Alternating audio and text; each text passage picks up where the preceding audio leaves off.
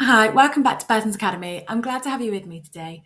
During this session, I will run through the Xero product launch from May 2025 for reports.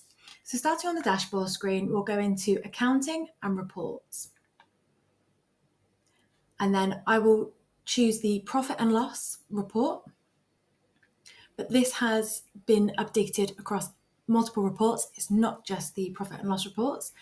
And what you'll notice now, when you click on the More button, you will be able to see the zero balance or activities. So you can now include any accounts with zero balance or activities. So if we click this button, that will then make it a tick box, and then we'll click Update.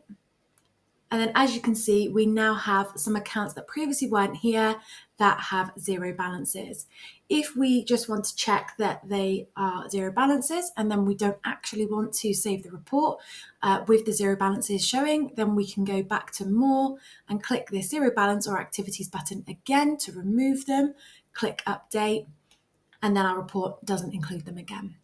This update has been made to the balance sheet report, profit and loss, budget variance, statement of cash flows, direct method, trial balance, cash summary, movements in equity, and the blank report. And there you have it. I hope this video was helpful. Do like and subscribe for more content. See you at the next one.